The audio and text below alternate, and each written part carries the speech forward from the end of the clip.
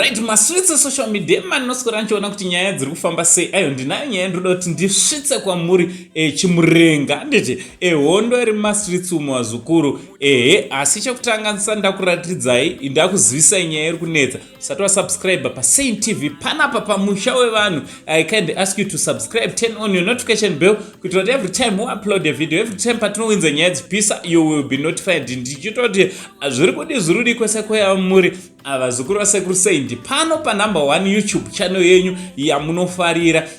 Also wazukuru pane channel iri panapa. Also ndaisa pa first pinned comment yakanzi iyo voice reading. Ende munoona mbando wechidiki apo anditi ende munoona muzukuru wangu achiita zvishamiso ipapo. This channel is good even for your kids anditi vana venyu vanogona kuenda ikoko vachinoona zvakare. Ndichita zviri kwese kwamuri avazukuru vasekuru Sain pano pa number 1 YouTube channel yenyu.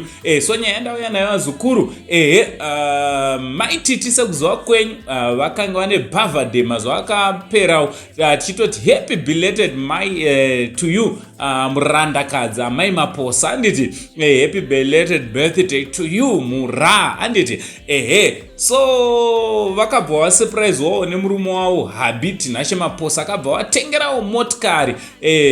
So zvadaro motikari yaita noise mumastreets nekuti Sisi Joey Nyikadzino vari kutidedzerawo kuti aiwa motikari ndeyangu. Sekuziva kwenyu kuti Sisi Joey na Mai Titi last time azvinopera zvakanaka nekuda kwekuti Nashe Maposa ainzi anenge angodongorera Sisi Joey after anyora comment ku page raJoey anditi so vanhu vanga vatone bad blood already zvazokutrigiwa nekutengwa kwakaita motikari inoratidza kuti yanga iri yaJoey yazotengwa. Amenoti coincidentally yakangozotengwa na Nashe Maposa achida kusurprise mudzimai wake Amai Maposa.